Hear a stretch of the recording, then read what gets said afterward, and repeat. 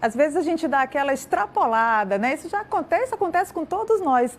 E para dar umas dicas para a gente, eu vou receber aqui a educadora financeira Roberta Veras. Muito bom dia, muito obrigada por ter vindo, viu? E muita gente com certeza está ligadinha nessas dicas agora. Inclusive nós aqui da TV já pedimos aí as dicas, porque às vezes a gente dá aquela extrapolada, né, doutora? Bom dia. Bom dia a todos que estão nos assistindo e vamos tentar agregar aí de alguma forma, né? Realmente, extrapolar no final do ano é algo que já está no sangue do brasileiro, né? A questão Recebe o 13º, às vezes dá aquela empolgada com um dinheirinho a mais na conta e acaba realmente não organizando as finanças, Isso. né? Na verdade, deveria ser uma oportunidade de organização, mas as pessoas preferem o imediatismo, né? Então, isso acaba realmente endividando cada vez mais o cidadão. Aí tem Black Friday, tem roupa de fim de ano, a gente viu na Black Friday filas quilométricas, né, doutora? Presente de criança, material escolar já emenda, aí fica complicado, vira um bolo de neve. Matrícula de criança também, escola que é bastante cara, aí a gente acaba perdendo um pouco as estribeiras, né? Inclusive, nesse Black Friday foi algo assim que foi inédito, né? Em relação aos anos anteriores, você vê que há um aquecimento realmente na economia, já tem os primeiros sinais, mas o que me preocupa? Exatamente o não pensar no depois ou no acúmulo das dívidas, fazendo com que o Amazonas seja um dos estados aí que estão no ranking de endividamento, né? Mas o reajuste do salário mínimo ficou bem aquém do necessário para sustentar uma família, né, doutora? Como fazer aí para organizar essas finanças? Olha, a primeira coisa, seja uma pessoa que tenha uma família, seja uma pessoa que seja solteira, ela realmente se conhecer. Aonde eu quero estar, por que eu quero estar, em quanto tempo eu quero estar. Depois disso, você tem que sentar e você tem que realmente conhecer o teu salário. Muita gente fala bem assim para mim, Mariana. Ah, Roberta, eu ganho, um exemplo, 2.200. Se você for ver, a pessoa fala 2.200 bruto. Ela não fala o líquido. Então, essas pequenas consciências que as pessoas realmente têm que começar a entender. E aí você fazer um teu diagnóstico financeiro. O que eu quero dizer com isso? Veja qual é a tua receita, veja quanto que você gasta por mês com custos fixos, água, luz, telefone, escola. Depois que você tiver isso muito bem planilhado e consciente, aí você vai começar a entender o que eu posso reduzir. Só que eu só vou conseguir reduzir se eu realmente tiver um objetivo, uma meta.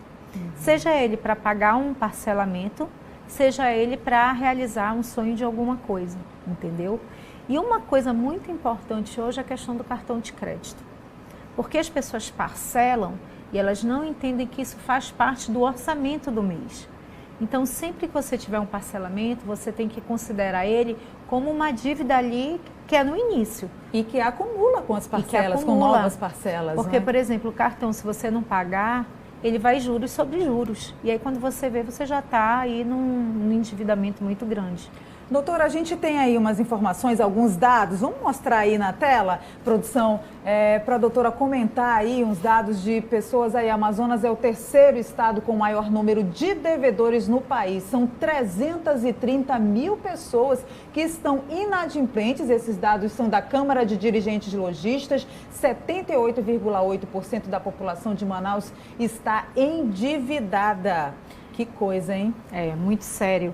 E assim, são vários fatores aí. Primeiro, a questão do desemprego. Segundo, que realmente é algo cultural nosso. As pessoas não têm o hábito de poupar. E quando elas recebem o dinheiro, a primeira coisa que elas querem fazer é o quê? Agora no Natal, você agradar alguém, dar um presente ou se presentear. E deveria ser um momento que nós deveríamos parar e pensar assim, não, vamos organizar as finanças, vamos guardar uma parcela para janeiro, porque eu tenho IPTU, IPVA, escola de filho. Sim. Ah, eu vou deixar, Roberta, de dar um presente para alguém? Não, você não vai deixar de dar. Mas entre no amigo oculto, faça com a sua família um amigo oculto, dê um mimo apenas. Então, são alternativas que você consegue, sim, no final do ano, tentar amenizar o teu endividamento. Essa questão ela é muito séria porque você está vendo o desemprego em Manaus, ele é gritante e você vê que o reajuste do salário ele não vai estar acompanhando apenas a inflação. Então isso é mais uma atenção que nós devemos ter para o ano de 2020. A gente viu esses dados alarmantes aí do endividamento dos amazonenses aqui e a CDL tem feito muitas campanhas aqui para que as pessoas possam limpar o nome, né? Aí no SPC, Serasa. A hora é essa de limpar esse nome, de organizar as finanças, começar o ano aí com o orçamento em dia, doutora? Agora é uma grande oportunidade que todos nós estamos tendo de realmente organizar, sanar ou amenizar. Primeiro que você pode separar uma grande parte, vamos dizer, 50% para você realmente tentar negociar suas dívidas, porque quando você negocia uma dívida, você tem desconto. Sim. Você consegue até facilidade no banco. Uma segunda coisa, separe uma parte para que você inicie o teu ano. Senão você vai adquirir uma nova dívida. Ou tenha aquela percepção clara do que eu vou comprometer do meu orçamento para que eu possa pagar essas dívidas em parcelamento. E para isso que eu te falei, faça um diagnóstico, separe uma parte do seu dinheiro para que você possa parcelar isso se for o caso. A gente tem mais informações aí, uma nova cartela aí. Vamos mostrar aí, produção, por favor? Mais informações aí sobre as pessoas que estão inadimplentes. A inadimplência é maior entre pessoas de 36 a 40 anos de idade também, né? Olha só, apenas 25% dos jovens de 18 a 30 anos fazem controle financeiro, motivo e saber fazer, né? A preguiça, infelizmente, a falta de hábito ou disciplina e não ter rendimentos. Olha, doutor, o fim de ano está chegando e os centros de compras estão super movimentados. A gente acompanhou aí, principalmente com essa Black Friday aí no final do ano, né? Mas aí vai um alerta aos consumidores. Você sabia que a compulsividade em comprar pode ser resultado de ansiedade? Isso pode virar um problema grave.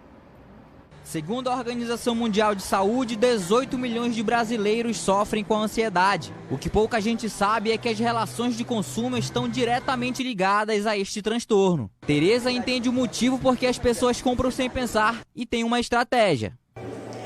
O segredo é não traga os seus cartões, aí você não vai comprar. A compulsão é caracterizada por uma vontade de comprar algo que a pessoa não necessite. A psicóloga Adriana Arek explica que o prazer da compra é momentâneo e depois isso pode se tornar um grande problema. A sensação ela é real de felicidade. Então ela compra, mas muitas vezes quando chega em casa, o sentimento de culpa ele aparece. E é um ciclo, né? Porque ela se sente culpada porque comprou, ela se sente culpada porque está acumulando dívidas que vão aumentando muito. Mas essa culpa, ela gera uma angústia que vai fazê-la ir de novo às compras. Então, para não entrar nesse ciclo vicioso e perigoso, uma das dicas é fazer como a Tereza, deixar os cartões em casa. Pois é, doutora, para a gente finalizar, como fazer mesmo para controlar, né? A gente estava falando em poupança aí, tira da conta corrente quando receber o salário, guarda num lugar que não dê para mexer nesse dinheiro. Isso. É uma dica muito, muito valiosa, gente. Se vocês tiverem noção de como faz uma diferença, você recebe seu salário, separe lá 10%, 20% e já transfere. Comece a se pagando. Eu digo assim, você tem que se pagar.